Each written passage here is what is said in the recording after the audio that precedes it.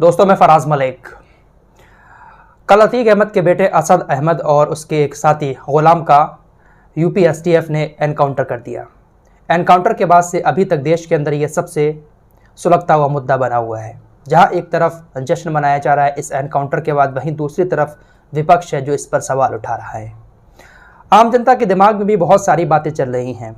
अतीक अहमद को लेकर भी बहुत सारे सवाल हैं, एनकाउंटर को लेकर भी बहुत सारे सवाल हैं। तो आइए इस रिपोर्ट में बहुत सारी अंदरूनी बातें आपके सामने रखेंगे, जो बातें शायद बहुत सारे लोग ना जानते हों। अतीक अहमद के बारे में भी बहुत सारे लोग जानना चाहते हैं और ये भी जानना चाहते हैं कि आखिर असद अहमद का एनकाउंटर किस मामले को लेकर हुआ है, क्यों असद अहमद भागता हुआ फिर रहा था। तो सबसे पहले शुरुआत करते हैं अतीक अहमद से। अतीक अहमद एक बाहुबली नेता के तौर पर 2019 के विधानसभा चुनाव से पहले उत्तर प्रदेश के अंदर अपनी छवि रखते थे। समाजवादी पार्टी की तरफ से तकरीबन 5 बार विधायक और सांसद रहे अतीक अहमद का उत्तर प्रदेश के अंदर एक दबदबा था। कुल मिलाकर अतीक अहमद 5 बार विधायक, 1 बार सांसद बने। सब कुछ ठीक ठाक चल रहा था। अतीक अहमद की उत्तर प्रदेश की सियासत में तूती बोलती थी। सन 2005 आ जाता है। सन 2005 में बसपा के एक विधायक राजू पाल का मर्डर हो जाता है। मायावती की पार्टी के विधायक की हत्या का आरोप अतीक अहमद और उसके छोटे भाई अशरफ और उसके साथियों के ऊपर लगा। विधायक राजू पाल की हत्या का इकलौता गवाह उसका चचेरा भाई उमेश पाल था, जिसकी अभी हत्या हुई है, आपने सुना होगा प्रयागराज के अंदर। ये उमेश पाल उसी राजू पाल का चचेरा भाई है जिसकी हत्या का आरोप अतीक अहमद के ऊपर था, और ये उमेश पाल उस हत्या का गवाह था। इसलिए इस गवाह को अतीक अहमद के बेटे असद अहमद और गुलाम और उसके कुछ साथियों ने दिन दहाड़े गोलियों से भून डाला। सीसीटीवी फुटेज में उमेश पाल को मारते हुए असद अहमद का साफ फोटो नजर आया। गोली चलाता हुआ असद अहमद नजर आ रहा था। असद अहमद की उम्र 19 साल थी। अतीक अहमद को गुजरात के साबरमती जेल भेज दिया गया था। अतीक अहमद इस आस में था कि किसी तरह यह गवाह मर जाएगा और जो उसके ऊपर इल्ज़ाम लगा हुआ है वो उससे बरी हो जाएगा, लेकिन मामला उल्टा ही पड़ गया। उमेश पाल की हत्या के बाद अतीक अहमद को इस पूरे मामले में उम्र कैद की सजा हो गई। शायद अब अतीक अहमद जेल से बाहर नहीं आ पाएगा। उमेश पाल की हत्या का सीसीटीवी फुटेज सामने आने के बाद यूपी एसटीएफ असद अहमद और उसके साथी शूटर गुलाम की तलाश कर रही थी। दोनों के सर पर 5-5 लाख का इनाम भी रख दिया था। पुलिस का कहना था कि साफ तौर पर नजर आ रहा है सीसीटीवी में कि असद अहमद ही उमेश पाल को गोलियों से भून रहा है। दोनों को यूपी एसटीएफ ढूंढ रही थी और कल झांसी के अंदर एनकाउंटर कर दिया। यूपी एसटीएफ की 12 सदस्यों की टीम ने यह एनकाउंटर किया। एनकाउंटर करने के बाद पुलिस की तरफ से बयान आता है कि हमने इनको पकड़ने की कोशिश की, लेकिन ये बाइक से भाग रहे थे और भागते भागते इन्होंने हमारे ऊपर गोली चलाई। सामने से हमने भी इनके ऊपर फायरिंग की, जिसमें ये लोग मारे गए। फिलहाल अब खबर आ रही है कि अतीक अहमद जेल के अंदर बैठा हुआ रो रहा है।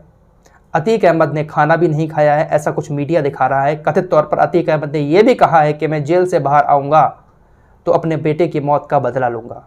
मीडिया इस तरह की बात लिख रहा है कथित तौर पर, लेकिन अतीक अहमद को तो उम्र कैद हो चुकी है। शायद अतीक अहमद का बाहर आना बहुत मुश्किल है, लेकिन मीडिया इस तरह की बातें लिख रहा है कि अतीक अहमद ने खाना छोड़ दिया है, रो रहा है, और बहुत सारी बातें मीडिया के द्वारा लिखी जा रही हैं।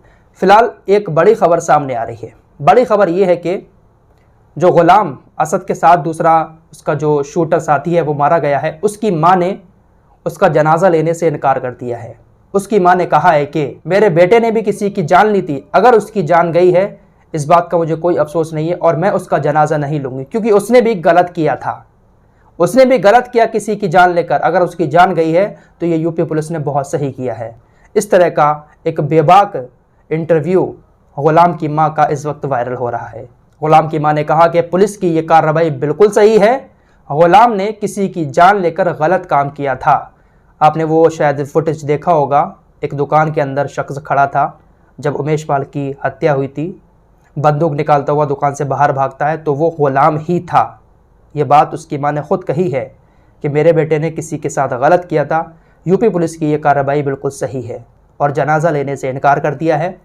उन्होंने कहा है कि अगर उसकी बीवी लेना चाहती है वो ले ले, वो वैसे ही हमसे अलग रहती हैं। अगर वो जनाजा लेना चाहती है वो जनाजा ले ले, लेकिन हम जनाजा नहीं लेंगे। ये बात उनके भाई ने भी कही है, क्योंकि गुलाम की वजह से उनकी माँ का कहना है कि हमारा पूरा परिवार सड़क पर आ गया है। जो हमारा घर बना हुआ था सरकार ने पूरे के पूरे घर को ढा दिया। हमसे वो अलग था, लेकिन हमने कहा भी कि हमारा घर ना तोड़ो, लेकिन उसकी वजह से हमारा पूरा घर बर्बाद हो गया। वो गलत राह पर निकल चुका था, बहुत सही था, लेकिन पता नहीं किसके बहकावे में आकर वो कुछ दिनों से गलत राह पर निकल चुका था। उसने गलत किया, किसी की जान ली, इसलिए हम इसका जनाजा नहीं लेंगे। ये बड़ी बात गुलाम की माँ ने कही है।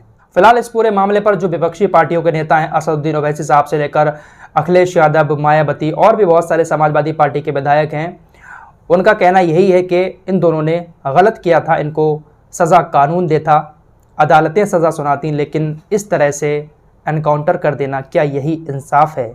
इस तरह की बातें विपक्षी नेताओं की तरफ से की जा रही हैं और एनकाउंटर पर सवाल उठाए जा रहे हैं। साथ ही साथ असदुद्दीन ओवैसी ने कहा है कि जिस तरह से लोग जश्न मना रहे हैं एनकाउंटर पर, क्या जश्न मनाना ठीक है?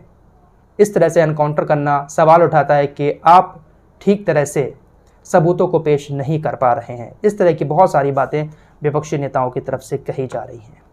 फिलहाल असद अहमद का एनकाउंटर हो चुका है और उसके साथी का जनाजा उसकी मां ने लेने से इनकार कर दिया है। खबर यह भी आ रही है कि असद की शादी भी तय हो चुकी थी। अतीक अहमद ने अपनी भतीजी यानी अपने बहन की बेटी से असद की शादी तय की थी, लेकिन इससे पहले ही असद की ज़िंदगी ख़त्म हो गई। फिलहाल इस पूरे मामले पर आप लोगों का क्या कहना है, कमेंट बॉक्स में ज़रूर बताएं। मिलते हैं एक और नई वीडियो के साथ, तब तक के लिए अपना ख्याल रखिए।